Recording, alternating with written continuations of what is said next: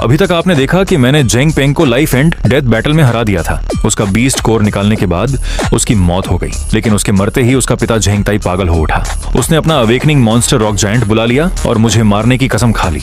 पूरा मैदान डर से कांप रहा था। किसी को समझ नहीं आ रहा था कि अब आगे क्या होने वाला है। तभी चारों अस्पतालों के चीफ्स उसे रोकने के लिए आगे आए, लेकिन वो सभी सिर्फ गोल्डन लेवल पर थे, जबकि जेंग ताई ब्लू जेड लेवल का मिलिट्री कमांडर था। उनके लिए उसे रोकना लगभग नामुमकिन था। तभी अचानक मिलिट्री हेडक्वार्टर्स का एक बड़ा अधिकारी सामने आया। उसने जेंग ताई को रोकते हुए कहा, जेंग ताई, सोच समझकर काम करो। मिस्टर गोयन शिया के सबसे बड़े प्रतिभाशाली युवाओं में से एक हैं। अगर तुमने उसे मार दिया तो उसके परिणाम बहुत भयानक होंगे। लेकिन जेंग ताई का गुस्सा अब उसके दिमाग पर हावी हो चुका था। वो चीखते हुए बोला, वो चाहे कोई भी हो, मेरा बेटा मर गया है। अगर मेरा बेटा नहीं बचा तो ये भी नहीं बचेगा। तभी रॉक जायंट ने एक जोरदार गर्जना की। उसकी आवाज पूरे मैदान में गूंज उठी। लेकिन तभी किसी ने जंग ताओ को जवाब दिया, तुम्हारे बेटे ने खुद लाइफ एंड डेथ बैटल शुरू की थी। अब उसकी मौत का दोष किसी और पर नहीं डाल सकते। गलती तुम्हारे बेटे की थी। लेकिन जेंग ताई सुनने को तैयार ही नहीं था। उसकी आंखों में सिर्फ बदले की आग जल रही थी। मुझे कुछ नहीं सुनना।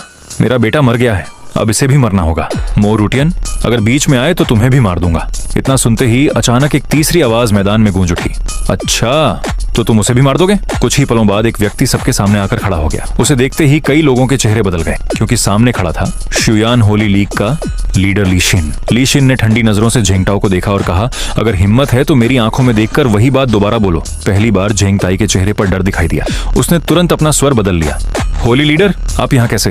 लेकिन ली शिन उसकी बातों में नहीं आया। उसने सख्त आवाज में कहा, तुम्हारा बेटा लाइफ एंड डेथ बैटल में हारा है। उसकी मौत का जिम्मेदार कोई और नहीं है, और जिस लड़के को तुम मारना चाहते हो वो जिउ शाओ सिल्वर ड्रैगन, ये चैंगान का चुना हुआ व्यक्ति है। ये चंगान पहले ही कह चुका है कि अगर कोई उसके लोगों को नुकसान पहुंचाएगा तो वो बिल्कुल नहीं छोड़ेगा। ये सुनकर जेंग ताओ के चेहरे का रंग उड़ गया, लेकिन फिर भी वो गुस्से से बोला, मैं ये सब नहीं मानता, मुझे अपने बेटे का बदला चाहिए। ली शिन ने गहरी सांस ली, फिर बोला, जेंग ताओ, अब तुम्हारे पास कोई रास्ता नहीं है। तुम्हारे बेटे की हार उसकी अपनी कमजोरी थी। लाइफ एंड डेथ एरिना में जो होता है उसका परिणाम हर परिवार को स्वीकार करना पड़ता है। फिर उसने एक और बात कही जिससे जेंग ताई पूरी तरह चुप हो गया। और याद रखो, इस समय पूरी लड़ाई का लाइव ब्रॉडकास्ट चल रहा है। संभव है कि ये चैंगान खुद भी इसे देख रहा हो।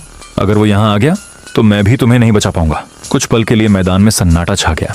जेंग ताई की आंखें सीधे मेरी तरफ देख रही थी, लेकिन मैं बिल्कुल नहीं डरा। मैं भी उसकी आंखों में आंखें डालकर खड़ा रहा। मेरा ये रवैया देखकर उसका गुस्सा और बढ़ गया। वो इसी समय मुझे अपने हाथों से खत्म करना चाहता था। तभी रॉक जायंट का विशाल हाथ मेरे सिर के ऊपर आ गया। ऐसा लग रहा था जैसे अगले ही पल वो मुझे कुचल देगा, लेकिन ना जाने क्यों वो हाथ नीचे नहीं आ रहा था। जेंग ताई दांत पीसते हुए बोला, क्या मुझे ये अपमान सहना ही पड़ेगा? ली शिन कुछ बोलने ही वाला था, तभी अचानक आसमान से एक गूंजती हुई आवाज आई, अगर सहन नहीं होता तो मर